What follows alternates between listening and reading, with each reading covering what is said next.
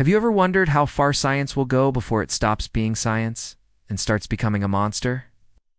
In the summer of 1939, deep in the heart of Iowa, a small group of researchers conducted what would become one of the most disturbing psychological experiments in American history. It didn't involve pain, or shock, or pills. No one was locked in a room, or starved, or beaten. But what it did was arguably worse, because it destroyed something you can't easily measure: a child's sense of self. This is the story of the monster study, a name it would earn years later because even the people involved tried to bury it. Let's start with the man behind the curtain, Wendell Johnson, who's one of the most respected speech pathologists of his time. Ironically, he also had a stutter, a brutal one, and it haunted him. His entire life was driven by one simple question: what causes stuttering? Back in the 1930s, speech pathology was a barely understood field. Stuttering was often blamed on nervousness, poor upbringing, or worse, moral weakness. It was seen less as a disorder and more as a defect of character. Wendell Johnson didn't buy that. He had a theory. Maybe stuttering isn't something you're born with. Maybe it's something that's planted in your head by the people around you. He believed the label of being a stutterer might be more damaging than the speech itself. Sounds academic, right? But here's where it takes a hard left turn. Wendell Johnson wanted proof, so he recruited a bright, eager graduate student named Mary Tudor. She was only 22 years old, and she was about to become the architect of one of the most unethical experiments in the history of psychology. Together, they chose their subjects: 22 orphans from the Iowa Soldiers and Sailors Orphans Home in Davenport. These kids had no parents, no advocates, no safety net. And they were told they were receiving speech therapy from the University of Iowa. What they actually received was something else entirely. The orphans were divided into two groups. One group had a noticeable stutter. The other spoke normally. The group of children who already stuttered were split again. Half of them received positive speech therapy, encouragement, support, a calm, nurturing environment. The other half, they were ridiculed, told they sounded terrible, constantly corrected, discouraged from speaking at all. But the real horror was in what they did to the kids who didn't stutter. Half of these fluent-speaking children were praised for their excellent speech, told they were gifted communicators. The other half were torn apart. Even though they spoke normally, they were told over and over that they had speech problems, that they stuttered, that something was wrong with them. Mary Tudor's job? To sit across from a child who spoke perfectly fine and convince them they didn't. "You have a great deal of trouble with your speech," she told one. "You must try to stop yourself from speaking unless you can do it right." The children were made to feel ashamed, nervous, self-conscious. Some began to avoid speaking altogether. Others developed symptoms of actual stuttering.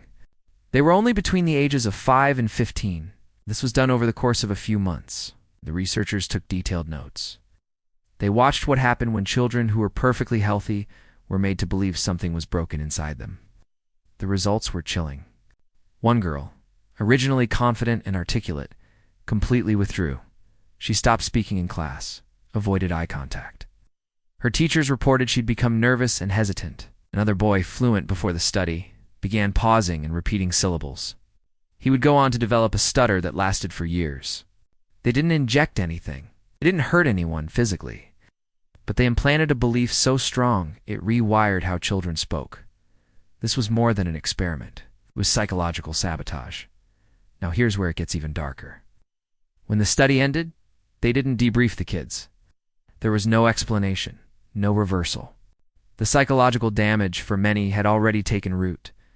Some were left with lasting speech problems, others with lifelong anxiety and shame. When World War II broke out, everything changed. Wendell Johnson buried the study. He never published it. It sat in the shadows for decades. The reason? He was afraid. Afraid of what it might do to his career. Afraid of how the academic world and the public might react. So for almost 60 years, the monster study remained a secret, hidden away in dusty file cabinets at the University of Iowa. The kids who were used never knew they were part of a study at all, till one day, someone found it. For nearly 60 years, the monster study stayed hidden, sealed away in university archives like a dirty secret no one wanted to admit existed. The children who'd been experimented on, they had no idea. Not that they were part of a study, not that their anxiety, silence, or stutters might have been intentionally planted. The researchers who ran it, Wendell Johnson and Mary Tudor, never published their findings. And it wasn't because the experiment failed. Quite the opposite. It worked too well. But Johnson knew what they'd done, crossed the line, even in the Wild West of 1930 psychology. When World War II broke out, attention shifted. By the time the war ended, behavioral science was moving on. Johnson quietly shelved the study, and the world forgot, till the 1990s. That's when a speech pathology student at the University of Iowa was digging through archived materials and came across something strange. A set of files labeled "Experiment with Orphans." 1939. At first it looked like an ordinary academic report.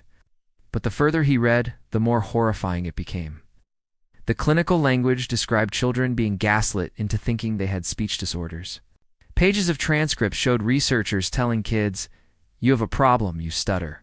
You need to stop talking unless you can speak correctly." It was all real, and it was still on file. News of the monster study exploded. Reporters started digging. The public was stunned, not just because of what had happened, but because no one had ever heard of it. Journalists tracked down Mary Tudor, now in her 80s. In an interview, she sounded haunted. She said, "I really felt those children had been harmed. I remember one little boy in particular. I went to his room to tell him the experiment was over and that he didn't have to worry anymore. He looked at me and said, 'You mean I don't have to be afraid to talk?' That just broke me." She carried guilt for decades, and it didn't stop there. Some of the children were still alive, now elderly. They'd spent their whole lives wondering why they developed speech issues, anxiety, or insecurities with communication. For the first time, they had an answer. One woman, now in her 70s, learned she'd been part of the negative reinforcement group. The kids told they were broken. She had struggled with her speech her entire life. She described growing up in constant fear of saying the wrong thing, of being laughed at, of being less than. And she had no idea that fear wasn't hers. It was given to her. She said, "They destroyed my confidence, and they never told me why." Several of the survivors sued the University of Iowa in 2003. They wanted recognition, apologies, justice. The university's initial response? Denial. They admitted the study happened but resisted taking responsibility. They argued the experiment was a product of its time, a time when ethics and research were still evolving, but that didn't land well. Eventually, in 2007, the state of Iowa settled with 6 surviving victims, awarding each $925,000 in damages. The university issued a public apology, calling the experiment regrettable, unethical, and in violation of the standards we hold today. It was too late for many of the orphans. But it was at least something. So what did the monster study actually prove? Wendell Johnson's theory that the label of a disorder could actually cause the disorder was validated? But at what cost? He'd set out to prove that stuttering might be learned, triggered by fear and scrutiny. And he showed tragically that it was possible to psychologically create a stutter in a child who had none before. The problem was, he proved it by doing it. The experiment sparked a firestorm in the world of psychology. It became a case study in every ethics textbook. It's the reason we have rules today about informed consent, institutional review boards, and protections for vulnerable populations. Because before experiments like this, there were no clear lines. No one told those kids what was happening. No one protected them. No one checked if the damage they caused could be undone. Today, the monster study is taught in universities, not because of what it discovered, but because of how deeply it crossed the line of what research is supposed to be. And perhaps most disturbing of all, it reminds us that abuse docenti always come in the form of violence or neglect. Sometimes it looks like a smiling adult, a clipboard, and a quiet voice saying, "You're broken, and we're here to help." But they weren't. They were just there to watch what would happen when a child's confidence was ripped away, word by word.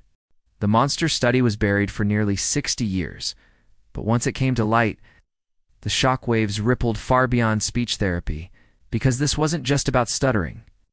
This was about how ideas can damage people, how the belief that something is wrong with you, even if it's false, can create real trauma, real symptoms, and real suffering. Let's break that down. When Wendell Johnson theorized that stuttering was indeed just biological, that it might be triggered by criticism, fear, or labeling, it challenged everything researchers believed at the time. The common wisdom in the 1930s was that speech disorders were fixed at birth, hardwired into a person's biology. Johnson thought differently, and he was right, sort of. His experiment showed something chilling. If you take a child with normal speech, isolate them, tell them something's wrong with them, and punish them when they speak freely, you can create a lifelong speech problem, not because anything was physically wrong, but because you made them believe it. That revelation shook the psychological world, because if stuttering could be manufactured, what else could be? Anxiety, depression, personality disorders. It forced researchers to re-examine the power of suggestion, trauma, and the psychological consequences of labeling.